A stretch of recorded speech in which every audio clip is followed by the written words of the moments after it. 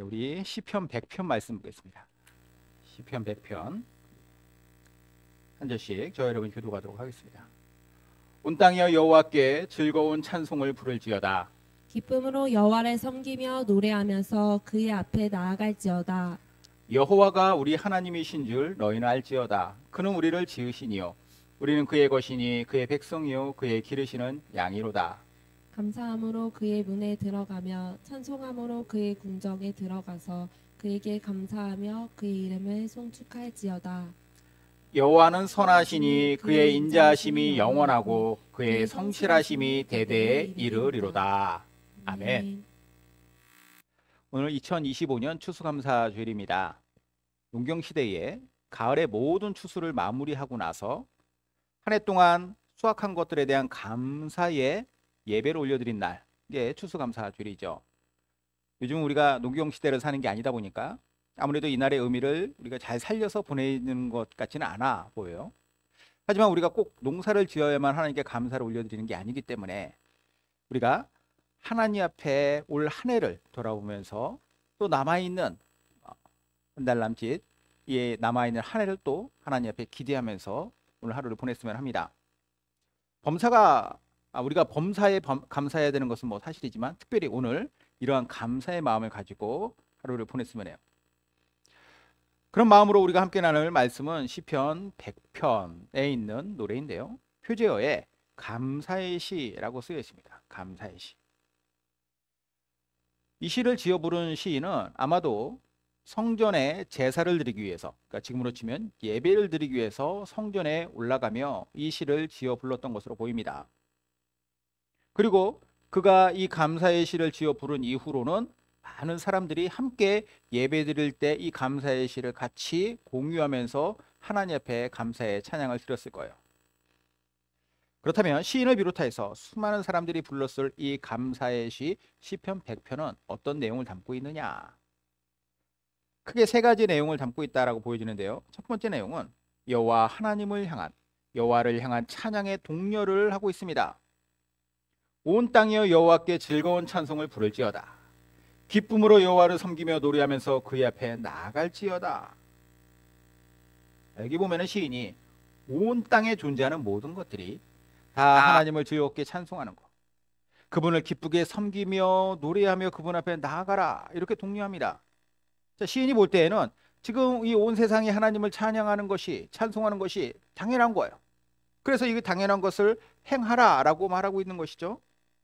근데 여기서 특별히 눈에 들어오는 표현이 즐거운 찬송을 부를지어다. 그리고 기쁨으로 섬기며 노래할지어다. 이게 무슨 뜻인가? 온 땅이 즐거운 찬송을 부르는, 온 땅이 부르는 즐거운 찬송이라. 그리고 기쁨으로 여호와를 섬기며 노래한다라는 것은 무슨 의미일까? 딱 봐서 우리가 이해하기 어려운 개념은 아니에요. 말 자체가 그렇게 어려운 말 아니니까. 그런데 저는 시인의 이 어떤 이 표현을 할 때의 그 깊은 의도, 그가 표현하고자 했던, 담고자 했던 내용이 무엇일까라는 생각을 하면서 더 명확한 뜻을 찾아보았습니다. 그랬더니 이 안에 어떤 의미가 담겨 있느냐? 즐거운 찬송이라고 하는 말은 개선하는 왕을 맞이하는 백성들이 그 왕 앞에서 환호성을 하는 것, 이게 이제 즐거운 찬송이라고 하는 이 단어의 의미예요. 기쁘게 왕을 맞이하는, 그것도 우리나라를 위해서 전쟁에서 승리하여 돌아오는 왕을 맞이할 때의 환호성. 온 땅이 다 흔들리는 그러한 환호성이었겠죠. 자, 기쁨으로 섬기는 노래는 또 뭐냐? 이것은 노예가 자발적으로 주인의 즐거움을 위해서, 주인의 만족을 위해서 기꺼이, 그러니까 억지로 하는 게 아니라 내가 종이기 때문에, 노예이기 때문에 이것을 하는 게 아니라 내가 정말로 이것을 행복한 마음으로 기꺼이 행하는 것, 그러면서 노래하는 것, 이게 바로 여기에서 시인이 표현하는 그 표현의 말입니다. 자, 이 같은 의미에서 한번 정리를 해보면 온 세상이 여호와 하나님을 향하여서 땅이 진동하도록 기쁘게 소리쳐라. 그리고 주인이신 여호와를 위하여서 기꺼이 신나게 섬기며 노래하라. 시인의 독려는 억지로 이것을 하라라고 하는 것이 아니라 당연하게 우리가 그분의 백성이니, 우리가 그분의 종이니 당연히 우리의 마음에서 우러나오는 표현을 그분께 표하라라는 의미예요. 사실 우리가 이러한 하나님에 대한 분명한 확신과 경험과 은혜가 있으면 그분을 향한 시인이 지금 독려하고 있는 이 내용들, 이러한 찬송이 자연스럽게 나올 수밖에 없죠. 왜냐? 우리는 그분께 감사할 만하고, 또 그분은 우리의 찬양을 받으실 만하고, 우리의 섬김을 받으실 만한 분이기 때문이에요. 가장 대표적으로 본다면 우리를 위하여, 우리의 죄를 사하기 위하여 예수 그리스도를 보내사 우리의 죄를 사해 주셨어요. 또 우리를 지금도 돌보시지 않습니까? 그렇다면 우리는 그분 앞에 찬송을 드리는 것이 당연하겠죠. 어찌 이것을 하지 않을 수 있느냐라는 것. 일단 우리가 그분께서 우리를 위하여 행하신 일들을 안다면, 여기에 대한 인식이 있다면 당연히 그렇게 할 수 있어요. 그렇게 해야만 되고, 그것이 억지가 아니라, 우리에게 있어서 뭐 귀찮거나 불행한 일이 아니라 정말로 기꺼이 그렇게 행하는 거죠. 근데 문제가 뭐냐? 이 인식이 잘 안 된다는 거예요. 인식이. 그분이 우리를 위하여서 행하신 일에 대한 올바른 인식. 인식이 안 되니까 어떤 것들이 나와요? 감사보다는 불만이 많을 수 있고, 찬송보다는 탄식이 더 많을 때가 있죠. 근데 우리는 이걸 잘 기억해야 됩니다. 우리가 감사의 이유라는 것을 찾아보면 찾아볼수록, 이것을 잠잠하게 묵상하면 묵상할수록 우리 삶에는 정말로 많은 감사의 이유들이 있다라는 거예요. 찬송할 만한 이유가 있다라는 거. 마치 무엇과 같냐면, 우리가 이제 밤하늘을 봤을 때 그냥 보면은 별들이 안 보여요. 그런데 가만히 서서 하늘을 응시하고 있으면 하나 둘씩 보이기 시작합니다. 희미하게 빛나는 별들이 거기에 있다라는 거. 그게 없다가 갑자기 튀어나온 게 아니라 항상 있었는데 그것을 내가 인식하지 못했다라는 거죠. 우리가 올 한 해를 돌아보면서 우리에게 감사의 별이 뜨지 않았습니까? 감사의 별이 뜨지 않은 게 아니라 감사의 별을 발견하지 못한 겁니다. 우리가 지나쳐버린 것들, 수많은 순간과 또 수많은 어떤 일들 속에 하나님께서는, 물론 그것이 표면적으로 보여지는 것, 우리에게 그 내면 깊은 것부터 모든 것들을 다 알 수 있는 능력이 없기 때문에 그 안에 어떠한 감사의 이유가 있는지 모르면서 지나치는 것도 많겠죠. 대신 드러나는 것은 감사하지 못할 것이다라고 내 스스로 느끼는 것들이 많겠지만, 실상은 좋으신 하나님이 하나님의 살아계심으로 말미암아서, 역사하심으로 말미암아서 우리의 삶의 모든 분들의 세심하게 그렇게 역사하였음을 우리는 기억해야 될 것 같아요. 그리고 그것을 기억하고 또 그것을 깨닫고 하나님 앞에 찬양을 올려드리는 것. 그것이 바로 오늘 이 시인이 이야기하고 있는 찬송의 동료로 우리가 나아갈 수 있는 것, 그것에 우리가 반응할 수 있는 이유가 되는 것이죠. 자, 두 번째 내용은 뭘 노래하고 있느냐? 여호와를 찬양할 수밖에 없는 관계성을 여기서 노래해요. 여호와가 우리 하나님이신 줄 너희는 알지어다. 그는 우리를 지으시니요 우리는 그의 것이니 그의 백성이요 그의 기르시는 양이로다.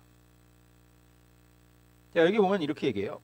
여호와가 우리 하나님이신 줄을 너희가 알지어다. 즉 여호와는 곧 우리의 하나님이다. 우리는 보통 붙여서 이렇게 이 호칭을 사용하죠. 하나님 향해서 여호와 하나님. 그런데 따로 호칭이에요. 각각의 의미가 있습니다. 여호와는 야훼라고 하는 단어의 뜻은 무엇이냐? 구원하시는 언약과 능력을 가진 분, 사랑이 있으신 분, 불변하는 신실하심을 가지신 분, 그게 여호와라고 하는 호칭이에요. 여호와시여, 그렇게 할 때는 우리를 구원하신 분이시여, 우리를 구원하시는 그 사랑이 변치 않는 분이시여, 신실하신 분이시여. 그러면 이제 하나님이라고 하는 호칭, 우리 이제 하나님으로 번역이 된 건데, 원래 여기에 나오는 원어는 엘로힘이에요. 엘로힘은 무엇이냐? 전능자, 창조주,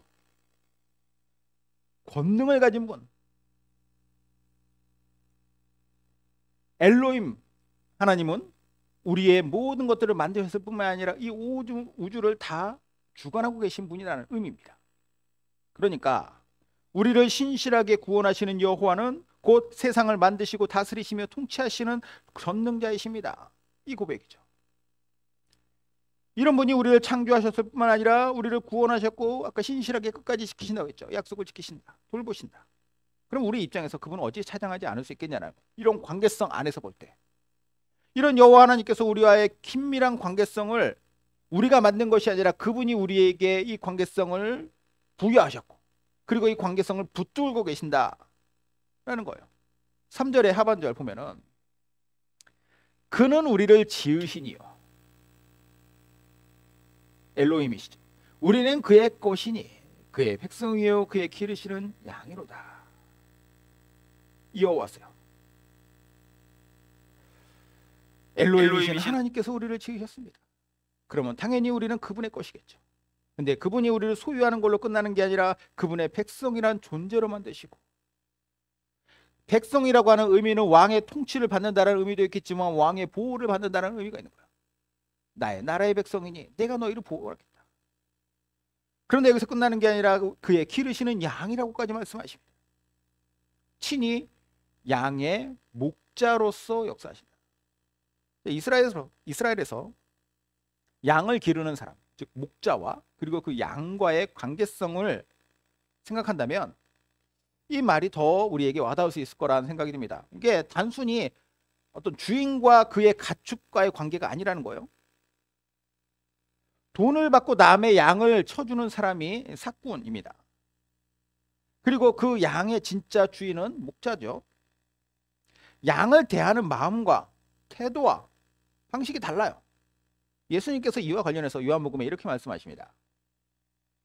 나는 선한 목자라. 선한 목자는 양들을 위하여 목숨을 버리거니와 삭군은 목자가 아니요 양도 제 양이 아니라 이리가 오는 것을 보면 양을 버리고 달아나니 이리가 양을 물어가고 또 해치느니라. 달아나는 것은 그가 삭군인 까닭에 양을 돌보지 아니함이라. 나는 선한 목자라. 나는 내 양을 알고 양도 나를 아는 것이 아버지께서 나를 아시고 내가 아버지를 아는 것 같으니 나는 양을 위하여 목숨을 버리노라. 선한 목자가 양을 어떻게 대하는지 여기 명확하게 나옵니다. 어떤 위기가 딱 닥쳤을 때 삭군은 도망간다라는 거예요. 왜냐? 삭군에게 있어서 양은 자기의 수단이죠. 내가 돈 벌기 위한 수단.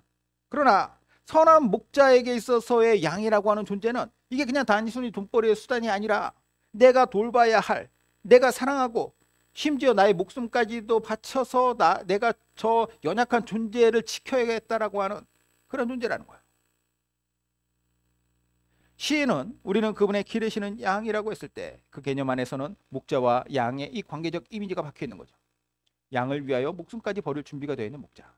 실제로 목자이신 하나님이 이러한 마음을 가지고 독생자 예수 그리스도를 보내사 그 하나님의 사랑을 십자가에서 증명해 보이셨습니다. 확증하셨다라고 나옵니다. 우리는 이것만 보더라도 여호와 하나님께서 우리의 감사의 찬양을 받으실 수밖에 없는 존재임을 고백할 수밖에 없죠. 우리는 그분의 만드신 바요. 그분은 우리의 왕으로서 우리를 백성 삼으시고 그분은 우리를 위하여 친히 목숨을 버리사 우리의 삶의 행복을 가져다 주신 분이시다. 이게 바로 그분과 우리와의 관계성입니다. 자, 마지막 시의 내용입니다. 여호와를 찬양하는 예배로의 초청을 하고 있어요. 감사함으로 그의 문에 들어가며 찬송함으로 그의 궁정에 들어가서 그에게 감사하며 그의 이름을 송축할지어다.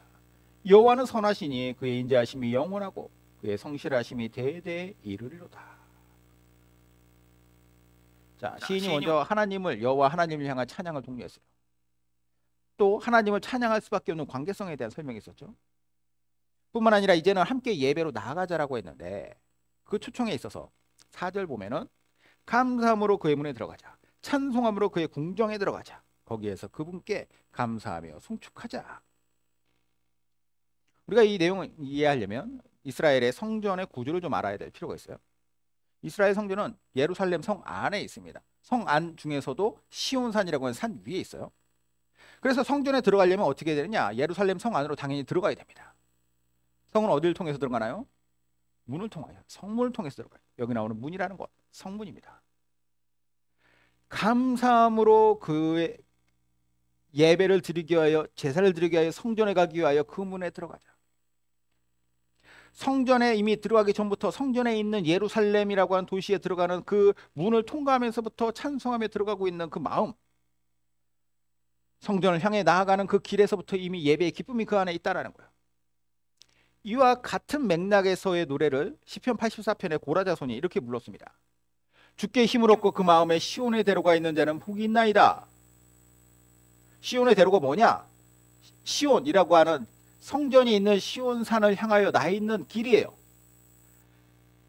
예배를 드리기 위하여, 제사를 드리기 위하여 성전으로 가고자 하는 자들은 다 이 시온의 대로에 올라타서 그 길을 통하여서 갑니다. 그러면 이러한 순례자가 가지고 있는 여기에 보면 마음의 시온에 데려가 있다. 이미 그 마음 가운데 예배를 드리기 위하여 나아가는 자로서의 그 마음에 뭐가 있다고 얘기합니까? 복이 있다. 전에도 한번 말씀드렸던 것 같은데 성경에서 말하는 복은 무엇입니까? 우리가 일반적으로 생각하는 복이 아니라고 했어요. 행운이 아니라 행복이라고 했어요. 행복. 그의 마음에 이미 예배자로서의 마음이 있는 사람에게는, 즉 하나님을 찬양하기 위하여서 하나님을 찬양하기 소망하는 자에게는 행복이 있다. 자, 본문에서 동일한 개념으로 시인은 노래합니다. 감사한 마음과 기대하는 마음으로 예배를 향하여서 예배를 위하여서 나아가는 자는 예루살렘 성문을 통과하며 들어가는 그 마음속에도 이미 기쁨이 넘친다. 이렇게 예루살렘 성 안에 들어가면 이제 성전산인 시온산을 오르지 않겠습니까? 그 꼭대기에 성전이 있는데, 자, 성전은 또 어떻게 구성되어 있느냐? 제일 먼저 성전의 가장 바깥쪽에는 이방인들도 출입이 가능한 이방인의 뜰이 있어요. 여기까지는 이방인들 다 올 수 있습니다. 그리고 여기에서 조금 더 안쪽으로 그 경계를 타고 들어가면은 뭐가 나오냐면 유대인들만 들어갈 수 있는, 특히 유대인 여자들까지도 다 들어갈 수 있는 여인의 뜰이 있어요. 자, 그 다음에 당연히 뭐가 나오겠습니까? 유대인 남자들만 들어갈 수 있는 또 뜰이 있겠죠. 이스라엘의 뜰이 있어요. 그 이스라엘의 뜰, 거기에서 또 안쪽으로 들어가면 또 뭐가 있느냐? 남자들이라고 다 들어가는 게 아니에요. 제사장만 들어갈 수 있는 제사장의 뜰이 있어요. 그리고 그 제사장의 뜰에서 제사가 행해지고 번제가 이루어지고, 그리고 그 다음에 그 안쪽으로 들어가면 뭐가 있습니까? 성전이 있어요. 성전 건물 본체가. 그리고 거기에서도 성소와 또 가장 깊은 곳에 지성소가 있죠. 자, 이렇게 되어 있는 이곳에 신이 노래하고 있는 장소는 어디입니까? 궁정, 성전 뜰이에요. 성전 뜰은 뭐 이방인의 뜰까지 다 포함될 수 있겠죠. 이 뜰을 지나가면 이제 성전의 핵심이라고 할 수 있는 성전 건물이 나오겠지만, 이미 성전 건물에 들어가기도 전에, 뭐 물론 들어갈 수도 없겠지만 제사장이 아닌 이상 그 뜰만 밟아도 이게 얼마나 감격스럽냐라는 거예요. 왜 감격스럽습니까? 예배 자리이기 때문이다. 예배자는 성전의 뜰만 밟아도 이미 감사와 감격과 은혜가 있다라는 것을 시인이 노래하고 있습니다. 아니, 성전의 뜰도 아니고 성전에 있는 동네, 아니 그 방향으로만 가도, 아니 그 방향을 향한 길만 생각해도 이미 그 안에 여호와 하나님을 만나는 기쁨이 있는 것, 이게 바로 예배자의 마음이라는 거예요. 여러분 어떠십니까? 오늘 예배를 나오시는 길에 감사와 기쁨의 마음이 있었나요? 아니면 그냥 당연히 휴일이니까 왔습니까? 뭐 그렇지 않더라도, 뭐 우리가 일반적으로 성경에서 이야기하는 그 마음 아니더라도 탓하지는 않을 테니 오늘 이 시인의 마음을 우리의 마음으로 한번 받아들여 보시기 바랍니다. 내가 앞으로 평생을 예배자로 살아야 될 텐데, 이 예배자로 살 때의 그 마음의 중심이 뭐가 있어야 될까? 항상 시온의 대로가 있고, 항상 우리는 성전의 성문과 그리고 성전 뜰을 생각하는 마음으로 예배자로 살아야 된다. 이게 오늘 시편 100편에 시인이 노래하고 있는 거예요. 시인은 오늘 어떤 흐름으로 이 감사의 시를 지어 불렀는지를 쭉 한번 되돌아봤으면 좋겠습니다. 먼저는 온 땅의 백성들에게 여호와 하나님을 감사로 찬송하라고 독려했어요. 이유는 무엇입니까? 하나님이 어떤 분이시기에 천지가 울리도록 그분께 환호성을 지르고, 또 그분 앞에 내가 종으로서 정말로 신실한 마음으로 주인의 기쁨을 위하여 섬겨야 된다고, 섬길 수 있다라고 말하고 있습니까? 그분과의 관계성이에요. 그분이 우리를 만드셨을 뿐만 아니라 백성 삼으시고, 백성일 뿐만 아니라 정말 목숨 바쳐 사랑하는 자식과 같은 양으로서 우리를 돌보시고, 특별히 이 감사의 찬송은 예배라고 하는 곳으로 그분께 올려드려진다고 했습니다. 그 자리에서 더 빛을 발하는 거죠. 예배를 기대하는 시온의 대로가 늘 있는 그 마음, 그 마음만으로도 이미 감사가 넘치는 거예요. 그 마음으로 성문을 들어가고 성전의 뜰만 밟아도 너무 행복한 예배자가 되는 거죠. 이게 우리의 노래가 되었으면 해요. 아까도 말씀드렸습니다. 우리에게 있어서 감사의 별은 뜨지 않은 것이 아니라 있는 것을 우리가 발견하지 못했던 것이라고. 그러므로 우리의 삶에 하나님이라고 하는 여호와 그리고 엘로힘, 그 하나님께서 우리 가운데 무엇을 행하셨고 또 앞으로 무엇을 행하실 것인가에 대한 기대함을 가지고 늘 예배자로서 우리의 삶을 잘 살아갔으면 좋겠어요. 지난 1년 동안, 완전 1년이 다 가진 않았지만 그래도 우리에게 지난 11개월 남짓한 이 시간을 어떻게 하나님께서 우리 가운데 행하셨는가? 아쉬움도 있고 미련도 남죠. 하지만 그런 가운데서도 하나님은 끊임없이 우리도 알지 못했던 감사의 이유들을 곳곳에 심어서 그 감사를 드릴 수밖에 없는 그분의 사랑을 우리 가운데 부으셨다. 이 사실 우리가 잘 기억하시면서 남아있는 우리 한 달 반도 하나님의 은혜 가운데 올 한 해를 마칠 뿐만 아니라 앞으로의 평생을 주님께서 나의 인생을 책임져 주시옵소서. 그런 마음으로 살아가는 주님의 귀한 백성 되시기를 주님의 이름으로 축원드립니다.